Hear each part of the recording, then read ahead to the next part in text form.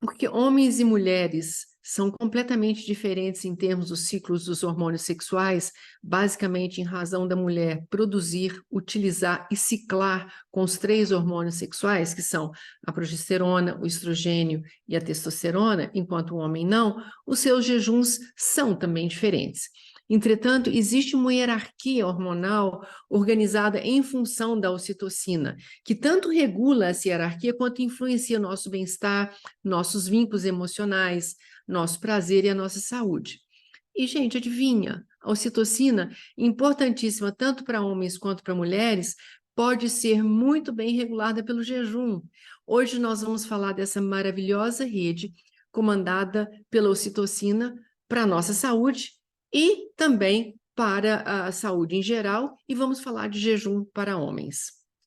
Então vamos começar pela ocitocina. A ocitocina é um hormônio produzido pelo hipotálamo lá no seu cérebro e é liberado na corrente sanguínea a partir da hipófise. Imagina o seu corpo com as suas mais de 30 trilhões de células. Pense nesse coletivo, por favor. Essas células têm incontáveis receptores em suas membranas para receber a ocitocina, que ao entrar através das suas paredes, vai fazer uma festa no organismo, oferecendo as melhores sensações de conforto, de prazer e de afeto. Sim, a ocitocina ganhou um codinome, ela é chamada de hormônio do amor, mas ela faz muito mais do que se apresentar nas relações íntimas de carícias ou sexuais, nos abraços aconchegantes ou na ejaculação. Além desses momentos tipicamente eróticos e sexuais, há outros vários nos quais, sem a ocitocina, a gente ficaria, sinceramente, na pior. Veja você, ela é quem auxilia mulheres nas contrações uterinas durante o trabalho de parto. Ela também facilita a amamentação, estimulando a liberação do leite materno. Ela fornece realmente a base para que a gente possa criar vínculos afetivos entre pessoas e causas sociais. Ela potencializa a sensação de bem-estar e reduz o estresse. Ela ainda aumenta a empatia e ainda ajuda na regulação do sono e do apetite. Muita coisa legal, né? Então, ela tem uma rede hormonal que está sob o seu comando. Para entender melhor a hierarquia hormonal que se cria a partir da ocitocina, eu gostaria de começar pelo antigo e sempre atual estresse. Vamos entender um pouquinho da reação básica do estresse? Existe uma dupla super parceira que entra em ação para regular todos os hormônios quando nós estamos sob tensão de qualquer natureza. Essa dupla é formada pelo hipotálamo e a hipófise. O trabalho desse casal é mais ou menos assim. Vou tentar dar uma ideia para você. Se você sente que está numa situação que te ameaça, sua amígdala cerebral aperta o botão vermelho de pânico que alerta o hipotálamo, está pertinho dela, para a situação. Na agilidade, o hipotálamo envia mensagens às suprarrenais, que estão lá embaixo, perto dos rins, pedindo para aumentar a produção de epinefrina e noradrenalina. Esses são hormônios que vão fazer suas pupilas dilatarem, claro, para você enxergar melhor, focado, seus brônquios dilatam para que entre mais oxigênio, seu coração acelera, tudo isso para que o cérebro tome a decisão certa de lutar ou dar no pé. Se o perigo persistir, o hipotálamo vai buscar ajuda novamente na hipófise. Então, ele pede para a soberana, assim, ela é o poder total, pessoal.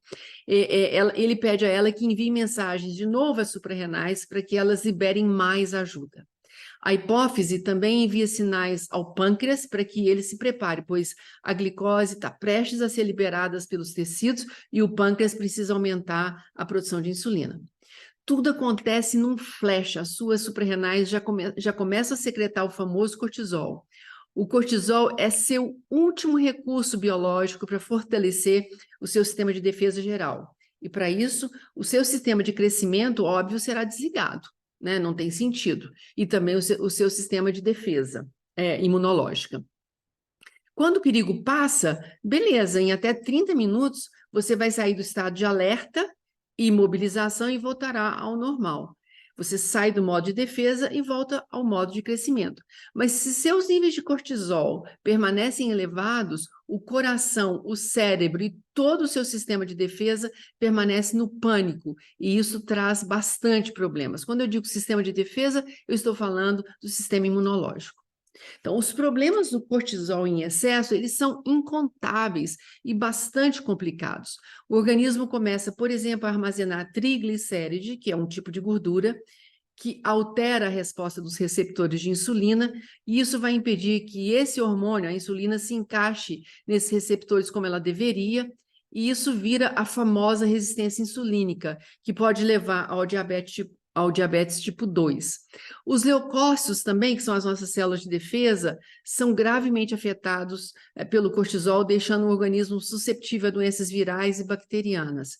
E de jeito nenhum para por aí. Há também uma enorme queda da cognição e da memória, um adoecimento das tireoides, problemas de pele, disfunção erétil e menor função reprodutiva, além da rigidez muscular, problemas gastrointestinais, ossos enfraquecidos. Então, vocês viram que é bastante complexo e delicado o excesso de cortisol. Vamos ver isso um pouco mais de perto, porque é necessário também, porque vale muito a pena entender melhor isso, já que as situações que nos estressam acontecem comigo e com você todos os dias. Então, a cascata de reação hormonal que a gente vai ver agora afeta seus hormônios sexuais, sim, se você é mulher ou se você é homem, igualmente. Então, vamos começar pela insulina, que é uma decorrência desse estresse contínuo, crônico, né, que a gente tem falado aqui. Altas quantidades de insulina na circulação alertam de novo lá o hipotálamo, que solicita novamente a hipófise toda poderosa, que ela interrompa a produção de estrogênio e progesterona, porque a crise realmente ainda está lá. Do ponto de vista antropológico, vem a questão: por que procriar quando a tempestade está se formando? Mas a boa notícia vem de novo da ocitocina, que se localiza no topo dessa rede hormonal. Quando a ocitocina surge majestosa no firmamento neuroendócrino, o cortisol é retirado de cena na hora. No momento em que o cérebro sente a presença da ocitocina, ele imediatamente desliga o cortisol. E isso tem muito boas consequências. Há, por exemplo, um maior controle da glicose, imediatamente uma grande redução da insulina circulante e um maior equilíbrio dos hormônios sexuais. Esse é o papel da insulina e da ocitocina. Vamos entender o cortisol. O estresse traz consigo altas quantidades de cortisol, o que eleva proporcionalmente a quantidade de açúcar e de insulina no sangue. O cortisol em excesso também interfere na produção dos hormônios sexuais, já que nós, nesse momento, entramos no modo de defesa e saímos do modo de crescimento. Então, imagine uma pessoa em constante tensão, propensa a diabetes, com uma alimentação ruim, rica em carboidratos ruins e péssimas gorduras. Essa pessoa sofre provavelmente de azia, má digestão. Para distensionar um pouco, ela bebe diariamente, né, buscando relaxamento, e ela ainda padece do funcionamento caótico dos seus hormônios sexuais. Não precisa dizer mais nada. Essa pessoa está, de fato, morrendo lentamente e de uma forma muito dolorosa. Não só o jejum pode ajudar a regular os efeitos negativos desse cortisol em excesso, como também ele pode melhorar a produção de neurotransmissores que acalmam e combatem o estresse por outras vias. Mas, gente, a rainha de todos os hormônios e processos autorregulatórios precisa ser invocada. Ela é a ocitocina. Ela é o hormônio-chave que pode quebrar esse ciclo malévolo, simplesmente porque, lembra, onde ela estiver, o cortisol desaparece. Então, vamos falar um pouquinho da ocitocina com mais detalhes. Como eu já dizia, se você produz ocitocina, seus níveis de cortisol caem imediatamente, equilibrando, por sua vez, os níveis de insulina e a produção de hormônios sexuais. Você sabe como obter mais desse hormônio da ocitocina? É simples. Um bom e gostoso abraço, uma conversa com suas amigas, com aquelas boas risadas que a gente sabe dar, acariciar o seu animal de estimação, demonstrar amor sincero, estar no estado de gratidão, aconchegar-se, fazer sexo, se masturbar, meditar, fazer yoga, massagem e ter conversas profundas e significativas com as pessoas. A ocitocina ela é produzida quando há uma interação amorosa, respeitosa. E ela tem o poder de regular todos os outros hormônios em seu corpo. A sua presença já é suficiente para que o hipotálamo se convença de que você está em segurança e está bem, e que a tempestade finalmente passou. Assim, o cérebro não precisa mais da produção de cortisol, ele vai lá e desliga essa produção, você sai do modo de defesa, aquele estado de alerta para enfrentar na luta ou fugir, e entra no modo de crescimento. Vamos falar um pouquinho sobre os hormônios sexuais e o jejum, porque eles se linkam muito bem com o que a gente está falando da ocitocina e a rede de hormônios que ela comanda. Vamos falar do estrogênio. O estrogênio ama quando você faz jejum, especialmente no ciclo menstrual, no início do ciclo menstrual das mulheres, quando ele está começando a ser produzido. Ele ama o jejum. Por quê? O estrogênio sempre aumenta quando a insulina está baixa. Entenderam? Você não está no modo de defesa, e sim no modo de crescimento. Não precisa, não tem cortisol, você está tranquila e a insulina está controlada. Então, o estrogênio ama isso. Quando você obtém energia, isso é bastante importante, apenas da quebra da glicose através do consumo de alimento, a glicose vai aumentar, carregando consigo a insulina, e com isso o estrogênio diminui. Esses altos e baixos de glicose, chamados picos de glicose, e também os picos de insulina e os picos de estrogênio, aumentam o risco da resistência à insulina, tanto para homens quanto para mulheres que menstruam. E, nesse caso, para as mulheres, pode causar infertilidade também. E também isso afeta de maneira igual as mulheres que estão na menopausa. O jejum diminui a insulina, porque faz isso usando um outro sistema de obtenção de energia, que não é de comer para ter glicose, para fornecer energia às suas células. Ele faz isso através da queima da gordura, e assim a produção de estrogênio fica facilitada. Então, essa é a relação do estrogênio com o jejum. Vamos falar da testosterona. Vários estudos científicos mostram que o jejum intermitente pode aumentar muito a produção de testosterona em homens.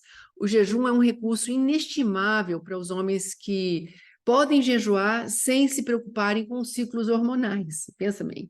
Lamentavelmente, nós não temos estudo dessa natureza feitos em mulheres, e eu não vou entrar no mérito ou demérito desse ponto.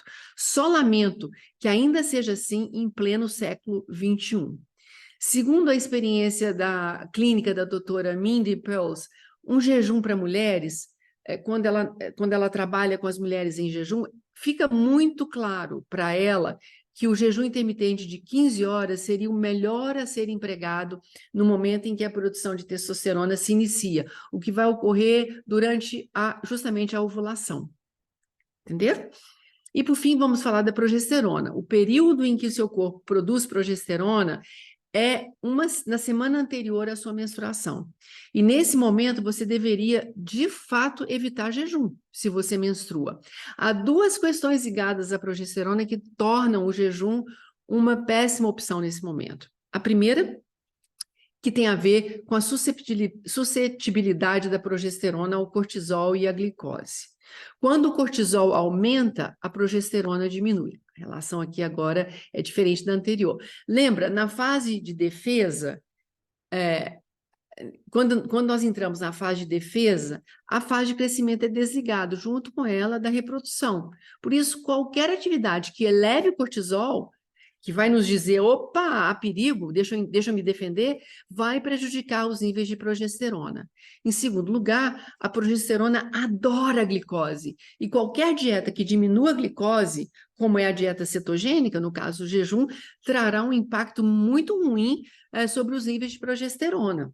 Essas duas influências sobre a progesterona tornam os jejuns de qualquer duração uma péssima opção na semana anterior ao seu ciclo. Homens, então, estão, obviamente, liberados dessas restrições, né? E, finalmente, falando em homens, deixa eu falar um pouquinho dos benefícios dos jejuns para os homens. Qualquer modalidade de jejum já abordada aqui é excelente para os homens. Entretanto, é importante levar em conta que o corpo se acostuma a platôs de jejuns, prejudicando seus benefícios. Em outras palavras, altere a janela de jejum continuamente. Não existe um plano ideal, mas já seria ótimo que você, homem, faça o seu jejum intercalando diferentes janelas, um intervalo de dias, ao seu gosto. 3, 4 dias, muda a janela. Uma semana, muda a janela. Só não permaneça com o mesmo intervalo de jejum continuamente. Os benefícios do jejum para os homens são muitos, desde que se tenha em mente a qualidade da alimentação, os tipos de alimentos que quebram o jejum e os alimentos que promovem a autorregulação desejada. Eu citaria 4 principais desses benefícios. Primeiro, haverá redução do peso grande. Segundo, desintoxicação do cérebro para reparar neurônios, aumentar níveis do hormônio chamado fator neurotrófico derivado do cérebro, tem uma sigla BDNF, que auxilia na prevenção de doenças neurodegenerativas. Terceiro, melhora a saúde cardíaca, diminui a pressão arterial e os níveis de colesterol ruim.